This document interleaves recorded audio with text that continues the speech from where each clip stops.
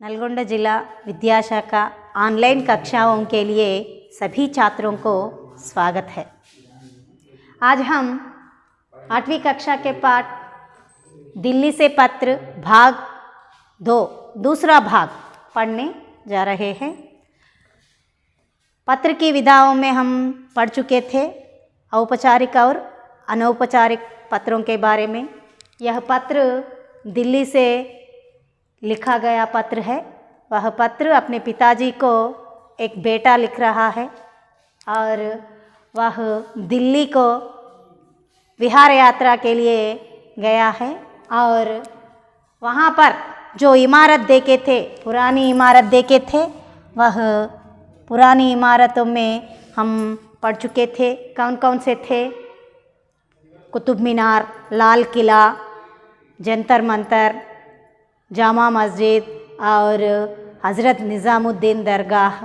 इस प्रकार के पुराने इमारत के बारे में पढ़ चुके थे और उस इमारतों को किस राजा ने बनवाया वह सब हम पढ़ चुके थे। और उसके बाद आधुनिक भवन के बारे में आज हम पढ़ेंगे और उस आधुनिक भवन में एक अत्यंत उल्लेखनीय स्थान है। वह है, क्या है वह?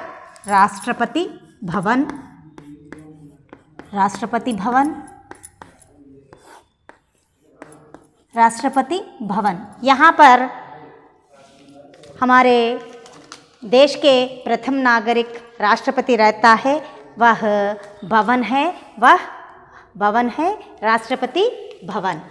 राष्ट्रपति भवन हमारे देश के प्रथम नागरिक रहता है, वह भवन है राष्ट्रपति भवन। और उसके बाद हम राष्ट्रपति भवन देखने के बाद संसद भवन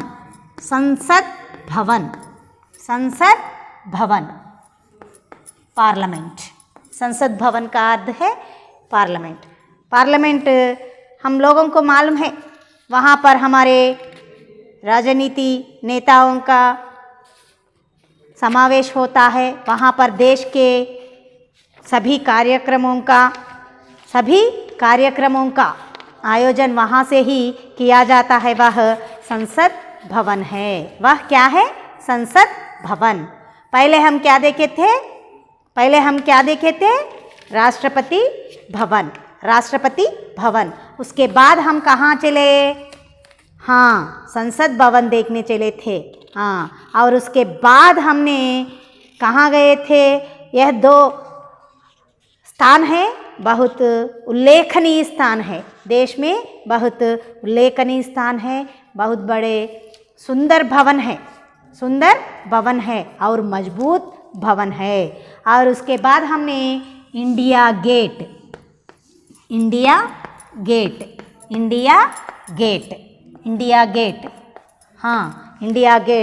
देखने गए थे।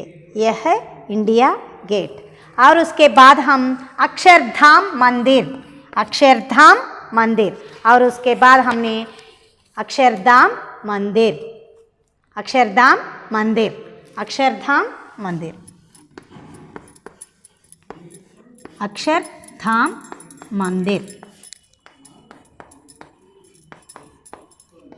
अक्षरधाम मंदिर देखने गए थे। अक्षरधाम मंदिर पहले राष्ट्रपति भवन, उसके बाद संसद भवन और उसके बाद इंडिया गेट और उसके बाद अक्षरधाम मंदिर गए थे। और उसके बाद हमने लोटस टेम्पल देखिए कैसा है? लोटस जैसा है ना, कमल जैसा है। इसे लोटस टेम्पल कहते हैं। लोटस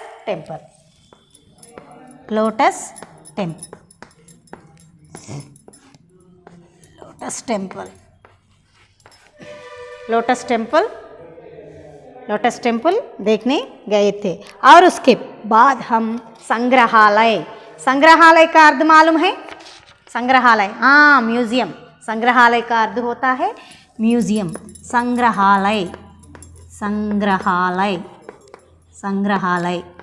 संग्रहालय देखने गए थे। संग्रहालय के बाद चिड़ियाघर चिड़ियाघर, चिड़ियाघर। संग्रहालय के बाद हम यह देखिए बहुत बड़ा संग्रहालय है। संग्रहालय के बाद हम जू पार्क, चिड़ियाघर भी गए थे। चिड़ियाघर के बाद हमने वहाँ पर एक हमारे राष्ट्रपिता कौन है मालूम है आप लोगों को? हाँ, राजघाट, राष्ट्रपिता की समाधि, महात्मा गांधी जी की समाधि, गांधी जी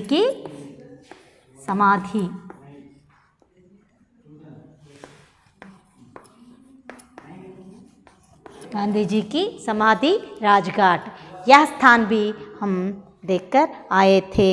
यह हमारी राजधानी बहुत बड़ा सुंदर नगर है। विश्व के महानगरों में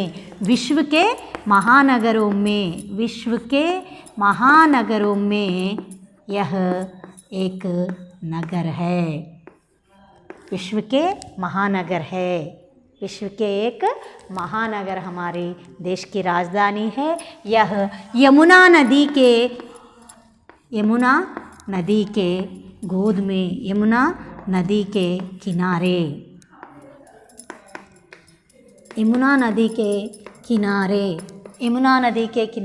యమునా నది ఒడ్డున ఉన్నటువంటి అత్యంత సుందరమైన నగరము ఢిల్లీ నగరం।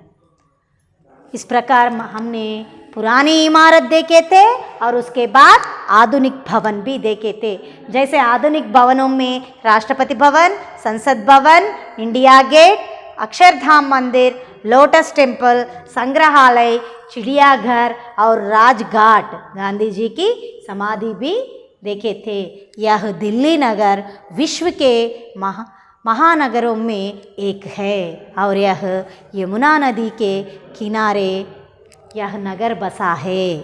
और यहाँ पर हमने एक विशेष व्यंजन भी खाए थे, वह है छोले भटूरे,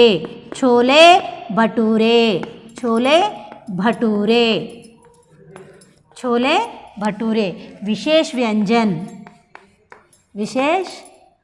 व्यंजन है ये, हमने यह भी खाए थे। इस प्रकार हम दिल्ली की सैर करके छोले भटूरे भी खाए थे। इस प्रकार दिल्ली नगर सबके मन को मोह लेता है। विश्व के महानगरों में एक है और सुंदर नगरों में भी एक है। यहाँ पर पुरानी इमारत है और आधुनिक इमारत है। इस प्रकार हम दिल्ली का सैर करके अनेक स्थानों को देखकर बहुत खुश हो गए और इस प्रकार दिल्ली की सैर करके हमें बहुत अच्छा लगा। इस प्रकार सनी लिख रहा है और सनी अंत में क्या लिख रहा है देखिए। यह दूसरे अनुच्छेद में जो समाचार है पुराने इमारत के बारे में और आधुनिक भवनों के बारे में सनी ने लिखा है और उसके बाद अंत में अपने पिताजी को प्रणाम कह रहा है और अपने बहन जेनी को बहुत प्यार दे रहा है। माताजी को बड़ी है ना, इसीलिए माँ को प्रणाम कह रहा है और अपने बहन को प्यार दे रहा है। अपना पिताजी को पत्र लिखते वक्त अंत में प्रिय पुत्र लिखकर सनी का नाम लिखा है। देखिए हम बोल चुके थे, राइट साइड द पेज, ऊपर top of the page, right side of the page and top of the page स्थान और दिनांक लिखना पड़ेगा। यहाँ पर संबोधन रहेगा और उसके बाद विषय रहेगा।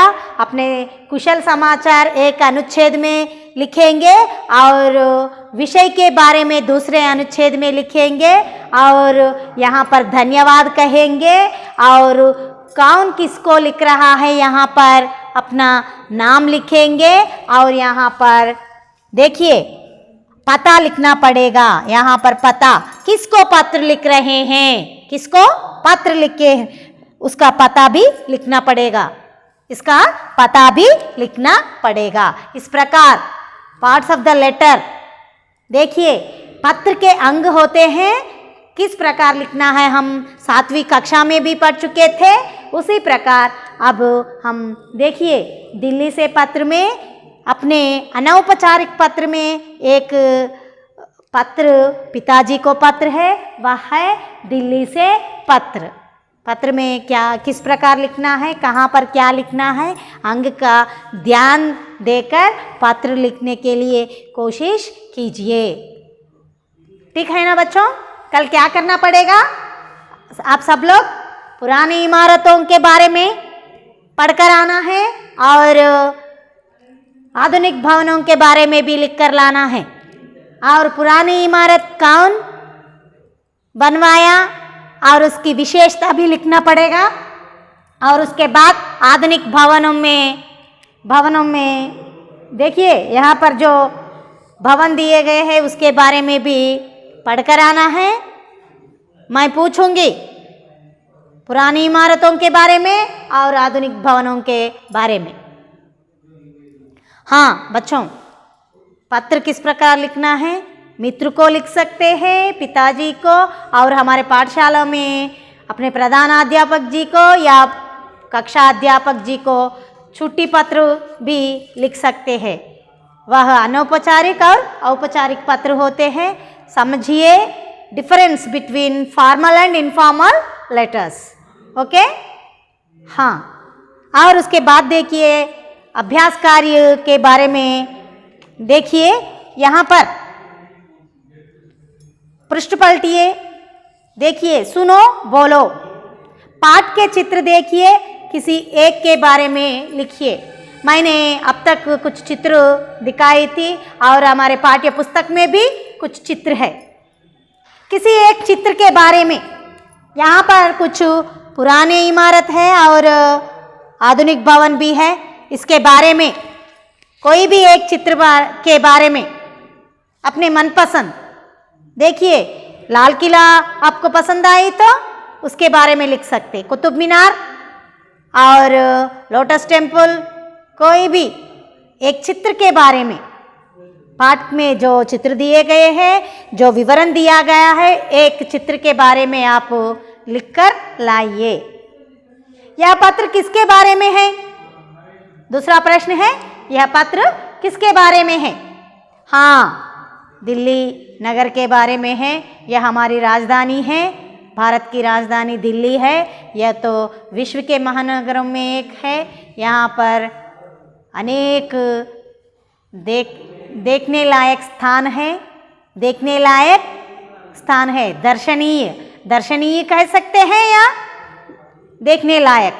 దర్శనీయ, దర్శించదగిన అంటే చూడదగిన ప్రదేశాలు ఉన్నాయి కదా, వీటన్నింటి గురించి మనము ఇందులో చర్చించడం జరిగింది, అది రాసే। और उसके बाद देखिए, पढ़ो, पाठ का दूसरा अनुच्छेद पढ़िए। दिल्ली के किसी स्थान के बारे में बताया गया है, उसके बारे में 2 वाक्य लिखिए। देखिए दूसरे अनुच्छेद, सेकंड पैराग्राफ, दूसरे अनुच्छेद में देखिए, दूसरे अनुच्छेद में किसके बारे में है, देखिए उसके बारे में लिखकर लाइए। देखिए आ भाग में पाठ के आधार पर नीचे दिए गए वाक्य के अगले वाक्य लिखिए। यहाँ पर एक वाक्य दिया गया है और उसके बाद कौन सा वाक्य आता है, देखिए। इस वाक्य लिखना है तो क्या करना है, हम यह पाठ ध्यान से पढ़ना चाहिए। इस वाक्य के बाद कौन सा वाक्य आता है तो हम इस प्रकार पलट कर नहीं देखना पड़ेगा। क्या करना है, पहले ध्यान से घर जाकर पाठ पढ़कर इस वाक्य के बाद दूसरा वाक्य क्या है वह देखकर लिखकर लाई। और उसके बाद देखिए लिखो,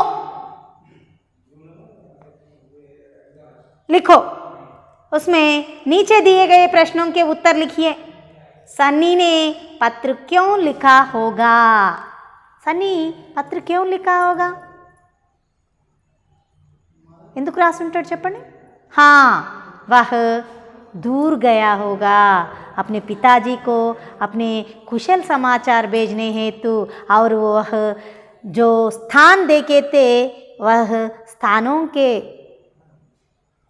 विवरण देते हुए वह लड़का अपने पिताजी को पत्र लिखा होगा। हाँ, और उसके बाद देखिए दिल्ली में देखने लायक कौन सा स्थान अच्छा लगा और क्यों? तुमने जो स्थान देखे थे और उसमें तुम्हें कौन सा स्थान अच्छा लगा? लाल किला अच्छा लगा होगा या पुरानी इमारतों में कुतुब मीनार भी अच्छा लगा होगा? कौन सा स्थान, कौन सा इमारत तुम्हें अच्छा लगा, उस स्थान के बारे में लिखो। ठीक है ना बच्चा? हाँ, और उसके बाद क्या है, पाठ का सारांश लिख कर लाइए। और उसके बाद शब्द भंडार। शब्द भंडार में क्या है, निम्नलिखित शब्दों को वाक्य में प्रयोग कीजिए। कुतुब मीनार, जामा मस्जिद, जंतर मंतर। इन शब्दों को वाक्य में प्रयोग कीजिए। पुरानी इमारत है तो पुरानी इमारत लिख सकते हैं अपनी मर्जी के अनुसार, उसके बारे में उस शब्द को वाक्य प्रयोग करके लिख लीजिए। और उसके बाद देखिए सृजनात्मक अभिव्यक्ति। सृजनात्मक अभिव्यक्ति में आपके द्वारा की गई किसी यात्रा की बात डायरी में लिखिए। आप यात्रा के लिए गए होंगे, वहाँ पर कहाँ कौन से स्थान पर गए, वहाँ तुम्हारा अनुभव क्या है, वहाँ पर क्या क्या अनुभव किए हो, उसके बारे में एक डायरी पेज डालिए, स्थान डालिए और दिनांक डालिए। उस दिन आपने क्या क्या किया, तुम्हारे अनुभव लिखकर लाइए। और उसके बाद देखिए प्रशंसा। शायर से मनोरंजन के साथ साथ और क्या लाभ है बताइए। शायर करने से हमें क्या लाभ है बोलिए। दिल्ली गए, देखे और आए, इसी प्रकार लाभ है क्या? नहीं, उसके ऐतिहासिक वर्णन भी हमें मिला है। इतिहास, उसका इतिहास, हिस्ट्री ऑफ द బిల్డింగ్ అంటాం కదా, మనము దాని యొక్క చరిత్ర తెలుసుకున్నాం, అవునా కాదా? అంటే చూసినాం వచ్చినాం అయిపోయిందా? కాదు. ఏంటి, దాని యొక్క సమాచారం అంతా తెలుస్తుంది. అది ఎవరు కట్టించారు, ఎలా కట్టించారు, ఏ సంవత్సరంలో కట్టించారు, ఇవన్నీ వివరణలు అందులో ఉంటాయి. కాబట్టి దానికి సంతోషమే కాదు, దాని గురించి చరిత్ర మనకు తెలుస్తుంది కదా, అది రాయండి. ఓకే, భాషాకి బాత్। नीचे दिए गए वाक्य पढ़िए। यहाँ पर कुछ वाक्य दिए गए। दिल्ली में मौसम अच्छा है।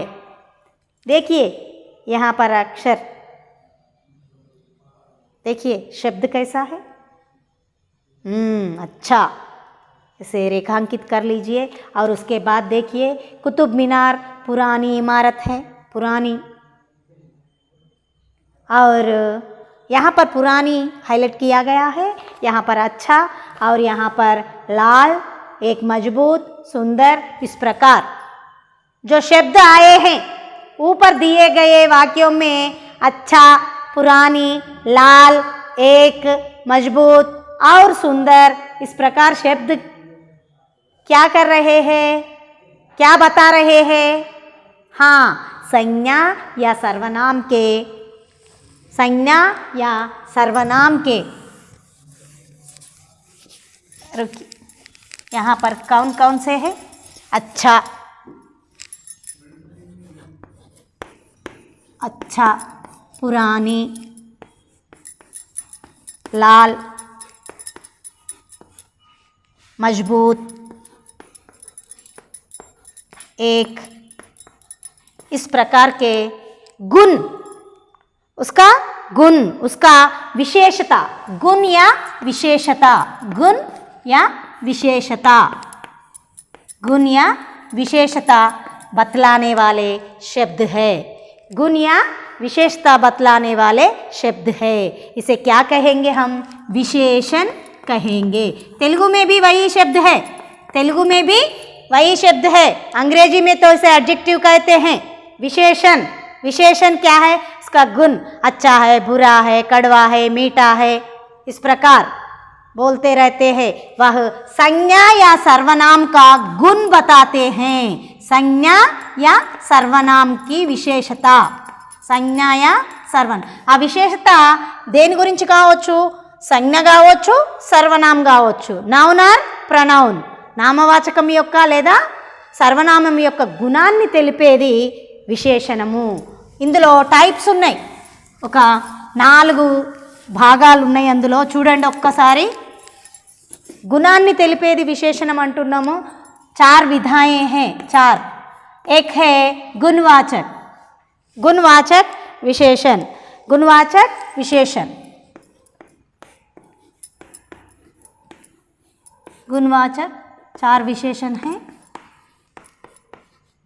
पहला है गुणवाचक, दूसरा है देखिए संख्यावाचक. संख्यावाचक 1, 2, 3 हमारे पाठ्यांश में जो आए हैं संख्यावाचक, संख्यावाचक. और उसके बाद है द्रव्यवाचक. द्रव्यवाचक, द्रव्यवाचक थोड़ा है, कम है, बहुत है, अनेक है, इस प्रकार कहते हैं. थोड़ा है, कम है, अधिक है, ज़्यादा है, काफ़ी है, इस प्रकार कहते हैं. यहाँ पर ये संख्यावाचक तो 1, 2 इस प्रकार, और गुण अच्छा बुरा इस प्रकार, अच्छा बुरा सुंदर इस प्रकार कहते हैं. यह गुणवाचक विशेषण है.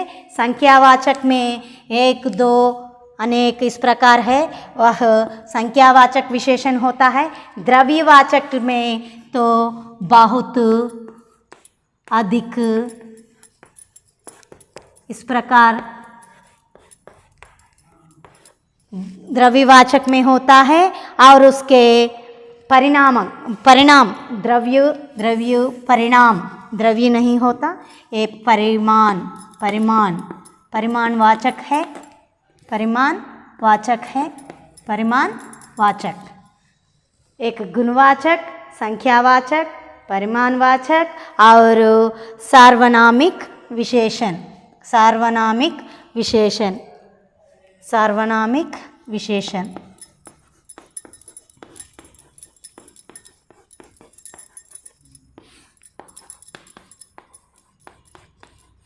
इसमें तो हमारा, आपका,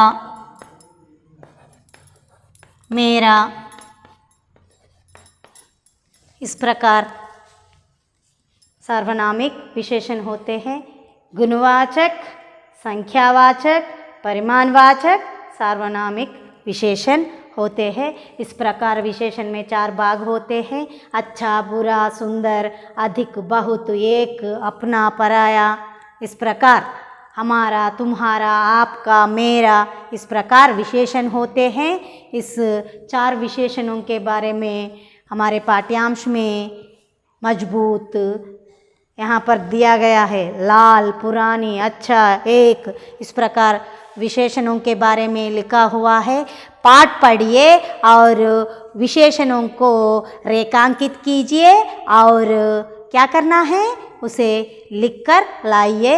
और वह विशेषणों को रेखांकित करके क्या करना है, करने के बाद वाक्य में भी प्रयोग करना पड़ेगा. इस प्रकार करने पर क्या होगा, विशेषण क्या है उसके बारे में हमें मालूम हो जाता है.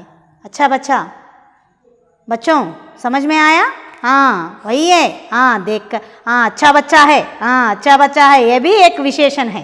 हाँ इस प्रकार हम क्या करना है, पाठ में जो दिया गया है उस विशेषणों को रेखांकित करके, ढूंढकर रेखांकित करके और वाक्य में प्रयोग करके लिखकर लाइए. समझ में आया ना बच्चों? हाँ कल पूछूंगी मैं पुरानी इमारत, आधुनिक इमारतों के बारे में और विशेषण के बारे में मैं पूछूंगी. अपने मनपसंद चित्र का वर्णन करते हुए एक निबंध लिखकर लाइए. समझ में आया बच्चों? अच्छी बात है. धन्यवाद.